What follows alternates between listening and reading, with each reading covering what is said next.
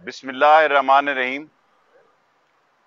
ویسے تو یہ سارا ہفتہ میرا پریس کانفرنسوں میں ہی گزر رہا ہے، لیکن بعض باتیں ایسی ہنگامی صورت میں ہو رہی ہیں کہ مجھے جواب دینا پڑ رہا ہے۔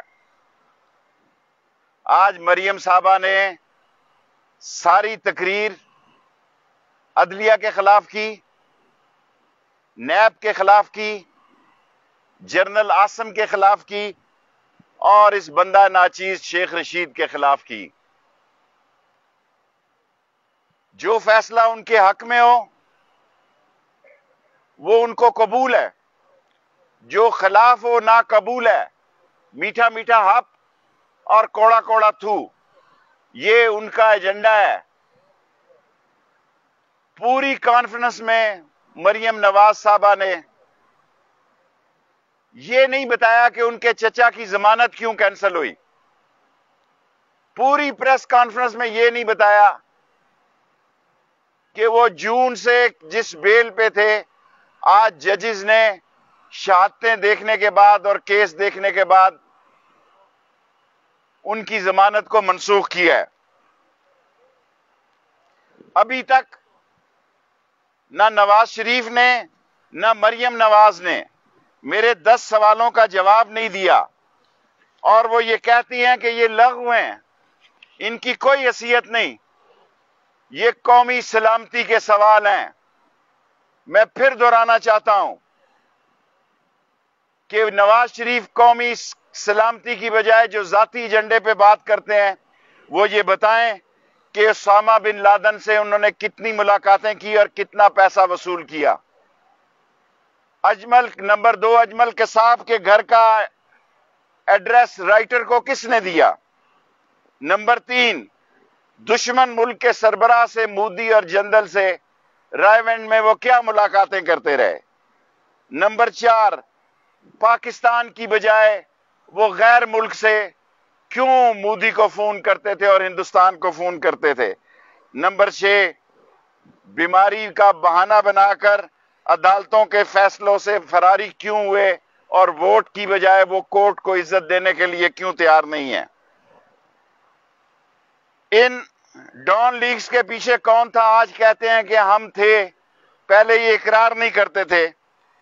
213 کے الیکشن کا خدشہ قطر سے لیا اور سیف الرحمان کے ذریعے لیا۔ اور 9واں سوال یہ ہے، کیا نیب پر پتھراؤ لندن سے پلان کر کے، جب کیمروں نے یہ دکھایا، وہ کہتے ہیں فون سے رابطہ کرتے ہیں۔ میں الزام لگاتا ہوں کہ مالکان کو رائے ونڈ سے فون کیا گیا کہ یہ پتھروں والے تھیلے نہ دکھائے جائیں۔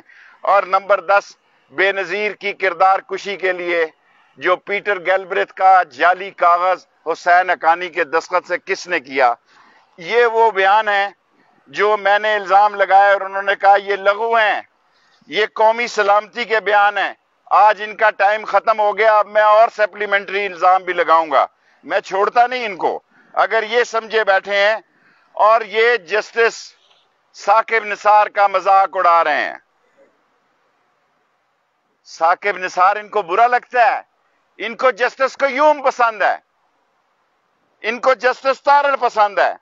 اور پاناما کیس کا فیصلہ جناب والا جسٹس آصف سعید کھوسا نے کیا، جسٹس چیف جسٹس جو موجودہ ہیں گلزار صاحب نے کیا، جسٹس اعجاز الحسن صاحب نے کیا، اعجاز افضل نے کیا، جسٹس شیخ عظمت سعید نے کیا۔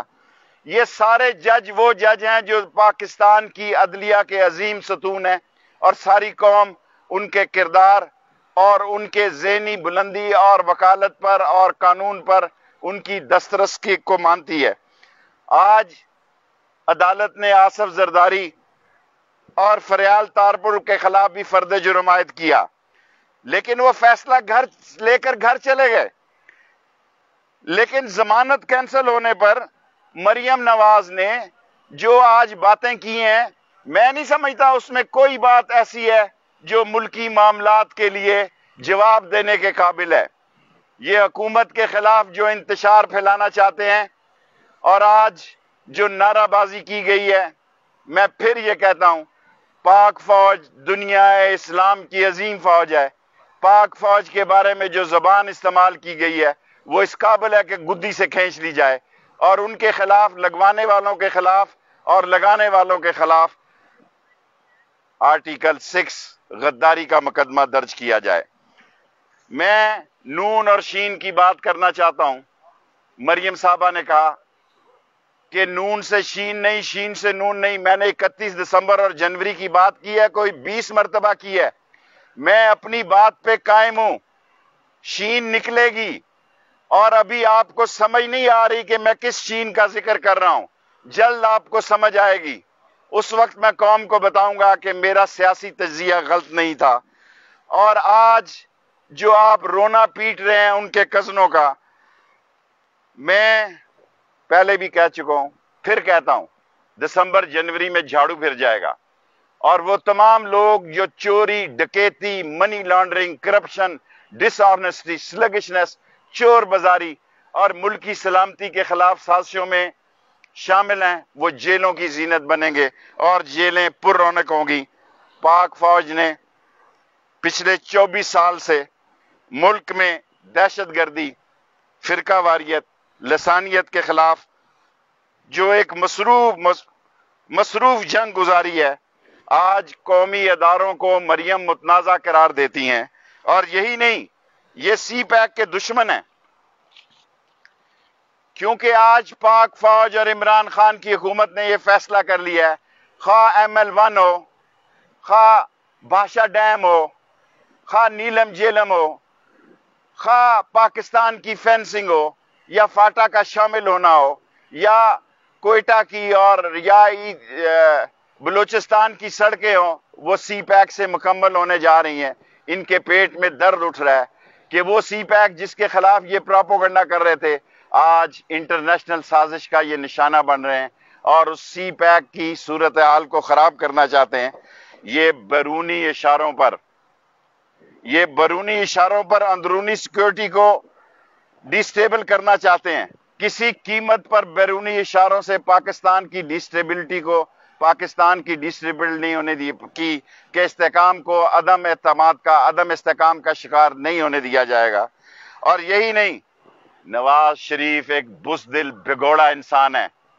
سعودی عرب معافی مانگ کے گیا، بہانے بنا کے لندن گیا۔ وہ امام خمینی نہیں ہے، وہ لندن سے بیٹھ کر امام خمینی نہیں بن سکتا۔ یہ بزدلوں کا ٹولہ ہے، جیل سے بھگوڑے اور عدالتوں کے فراری۔ یہ اپنے آپ کو چیمپئن بتانا چاہتے ہیں، اور یہی نہیں بلکہ سپریم کورٹ نے انہیں نہ صادق قرار دیا نہ امین قرار دیا، جبکہ عمران خان کو یہ اعزاز حاصل ہے کہ سپریم کورٹ نے اسے صادق اور امین ڈکلیئر کیا۔ ہمارے 2 سال ان کے 30 سال کا گند صاف کرتے ہوئے گزر گئے۔ جب ہماری اکانومی چڑھنے لگی، جب ہماری معیشت بہتر ہونے لگی، جب ہم آگے بڑھنے لگے، تو ان کو APC یاد آ گئی ہے۔ یہ ABC ہے۔ اب تو فضل الرحمان کا بھی موسیٰ خان پکڑا گیا ہے، اب تو موسیٰ خان بھی بڑے بیان دے رہا ہے۔ اور میں یہ نہیں کہتا، لیکن چیلنج کرتا ہوں کہ جس دن انہوں نے جہاں جلسہ کیا APC نے، اس ہفتے میں بھی جلسہ کروں گا۔ جلسہ تو میڈیا نے کرنا ہے۔ وہ وقت ختم ہو گیا جب لوگ کہتے تھے 5,000 کو 50,000 ہے۔ بات تو وہ ہے جو میڈیا پہنچاتا ہے، اور یہی کافی نہیں ہے۔ نہ یہ استعفیٰ دیں گے، استعفیٰ دے۔ عمران خان نے کہا، میں نے ان سے پہلے کہا تھا کہ ہم بائی الیکشن کرائیں گے۔ دھرنا دیں، ان کو لگ پتہ جائے گا۔ لائیں سپیکر کے خلاف عدم اعتماد، لائیں عمران خان کے خلاف اعتماد، ان کو پتہ لگ جائے گا۔ یہ کبھی نہیں کریں گے۔ یہ سیاست کھیل رہے ہیں۔ 1 سال تک نواز شریف اور 10 مہینے تک مریم چپ رہی۔